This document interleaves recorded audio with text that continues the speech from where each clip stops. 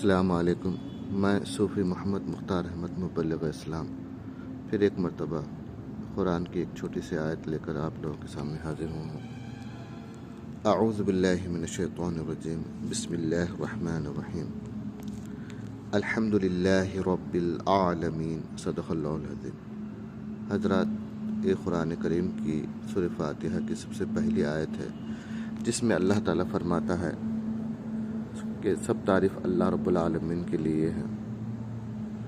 ہم جانتے ہیں کہ حضور نبی کریم صلی اللہ علیہ وسلم نے اس اللہ کے پاک کلام کو ہم تک پہنچایا ہے، اور یہ کلام یعنی قرآن کریم ہم مسلمانوں کے پاس ہونے کے باوجود مسلمان ساری دنیا میں رسوا ہو رہے ہیں، یا پھر فلسطینیوں پہ جو ظلم ہو رہا ہے اس کو دیکھتے ہوئے بھی ساری دنیا کے مسلمان اس قدر عاجز ہیں کہ اپنے فلسطین مسلمان بھائیوں کی مدد نہیں کر پا رہے ہیں۔ تو اس کی وجہ ایک ہے کہ مسلمان الحمدللہ رب العالمین، جو سورہ فاتحہ میں یہ جو پہلی آیت ہے کہ ساری تعریف اللہ رب العالمین کے لیے ہے، اس کے جگہ انہوں نے اللہ کی تعریف قائم کرنے کے بجائے اپنے اپنے ملکوں کی تعریف قائم کرنے میں اپنے وجودوں کو صرف کر رہے ہیں۔ ہم دیکھتے ہیں کہ دنیا کا ہر ملک اپنی ملک کی تعریف یا اپنے ملک کی بڑائی کے لیے لگا ہوا ہے۔ ہر ملک والے اپنے ملک کو ساری دنیا میں چمکانا چاہتے ہیں۔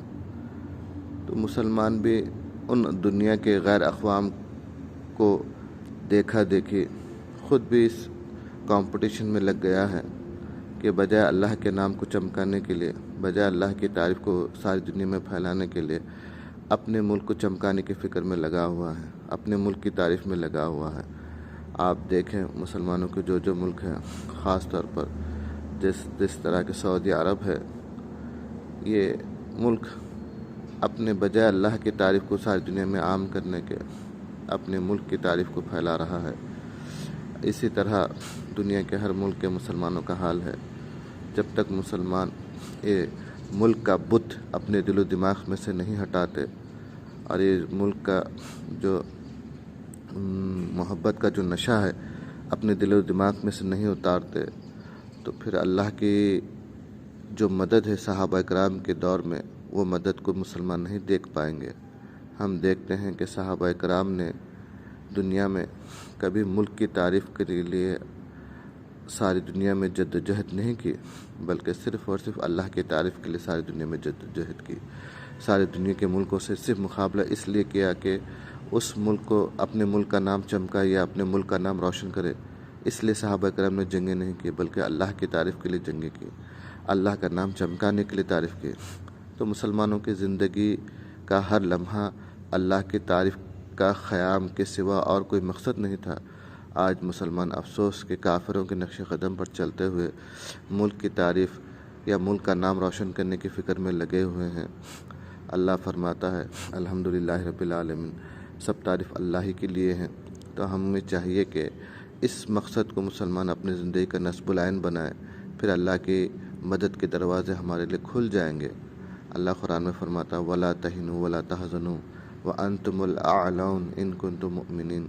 تم پس ہمت مت ہو، غم زدہ مت ہو، تم ہی غالب رہیں گے، مگر شرط یہ ہے کہ تمہارا ایمان اعلیٰ درجے کا ہونا۔ یعنی یہاں پر انتم العالون ان کنتم مؤمنین، تم ساری دنیا میں حاکم یا سردار اس وقت ہی ہو سکتے جب تمہارے دلوں میں 1400 سال پہلے صحابہ کا جو ایمان تھا وہ ایمان پیدا ہو، وہ ایمان تمہارے اندر پیدا ہو۔ تو ہم صحابہ اکرام کی زندگی کو دیکھیں، صحابہ نے اللہ کی تعریف کے لیے ساری دنیا زندگی وقف کر دی، اسی کے لیے سارے صحابہ اکرام کا اٹھنا بیٹھنا تھا۔ آج بھی اگر ہم اسی مقصد کو اپنا لیں تو پھر ہمارے اندر وہی ایمان پیدا ہوگا جو 1400 سال پہلے صحابہ اکرام کے سینوں میں تھا۔ تو بہرحال میں اپنی بات کو مختصر کرتے ہوئے ساری دنیا کے مسلمانوں کو یہ اپیل کرتا ہوں کہ رمضان ماہ مبارک کا مہینہ ہے، اس مبارک مہینے میں ہماری دعاؤں کو اللہ سنتا ہے، قبول کرتا ہے، تو ہر مسلمانوں کو چاہیے کہ یا اللہ 1400 سال قبل صحابہ اکرام کے دلوں میں جو ایمان تھا، آج وہ ایمان میرے دل میں، میری اولاد کے دل میں پیدا فرما۔ اس طرح کی دعائیں کرنا ضروری ہے۔ اور ایک اور بات کہ یا اللہ ہمارے دلوں میں وہ صحابہ اکرام کے دلوں میں جو حضور صلی اللہ علیہ وسلم کی محبت تھی، جو عشق تھا، یا اللہ وہ محبت، وہ عشق ہمارے اور ہماری اولاد کے دل میں پیدا فرما۔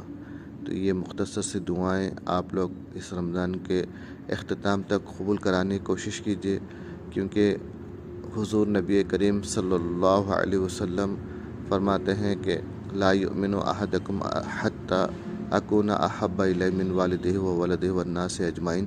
تم اس وقت تک مومن نہیں ہو سکتے جب تک کہ میری محبت اپنے ماں باپ، اپنی اولاد اور تمام لوگوں سے زیادہ نہ ہو جائے۔ تو ایمان اس لیے کہ ہمارے اندر اگر کمزوری ایمان رہا تو ہم جسمانی اعتبار سے جیسا بیمار انسان کی حالت ہوتی ہے وہ کسی بھی کام کے قابل نہیں ہوتا، اسی طرح کمزور ایمان والا مسلمان دنیا میں کسی بھی طاقتوں سے مقابلہ کرنے کے قابل نہیں ہوتا۔ جس طرح صحت مند انسان ساری دنیا سے لڑنے کی طاقت رکھ سکتا ہے، ایسا ہی مضبوط ایمان والا مومن ہی ساری دنیا سے مقابلہ کر سکتا۔ تو ہم دیکھتے ہیں کہ صحابہ اکرام کا جو ایمان تھا، دنیا کی کوئی طاقت صحابہ اکرام کو زیر نہیں کر سکی۔ تو آج مسلمان اللہ کے دربار میں گڑ گڑا کے دعائیں کریں۔ ایمان اور حضور صلی اللہ علیہ وسلم کی محبت اتنی قیمتی دولت ہے کہ آج مسلمان سب مانگ رہا ہے اللہ کے پاس، مگر یہی قیمتی دولت کو بھول گیا ہے اللہ کے پاس مانگنے سے۔ برائے کرم ہر مسلمان یہ دعا کرے کہ اللہ میرے دل میں صحابہ اکرام کے سینوں میں جو ایمان تھا، ابو بکر صدیق رضی اللہ تعالی عنہ کے دل میں جو ایمان تھا، یا اللہ میرے دل میں، میری اولاد کے دل میں وہ ایمان پیدا فرما۔ حضرت ابو بکر صدیق رضی اللہ تعالی عنہ کے دل میں جو حضور صلی اللہ علیہ وسلم کی محبت تھی، یا اللہ میرے دل میں، میری اولاد کے دل میں وہ محبت پیدا فرما۔ اس طرح ہر صحابی کا نام گنواتے ہوئے آپ کو جتنے صحابہ کا نام یاد ہے، یا پھر عام زبان میں یہ بھی کہہ سکتے ہیں کہ یا اللہ سارے صحابہ کے دلوں میں جو ایمان تھا وہ ایمان میرے دل میں، میری اولاد کے دل میں پیدا فرما۔ سارے صحابہ کے دلوں میں جو حضور صلی اللہ علیہ وسلم کی عشق و محبت تھی، یا اللہ وہ محبت، عشق و محبت میرے دل میں پیدا فرما۔ بہرحال اتنی سے ایک مختصر سا میسج آپ لوگوں کو دیتے ہوئے میں اپنی بات کے اختتام تک پہنچاتا ہوں۔ وآخر دعوانا ان الحمد للہ رب العالمین۔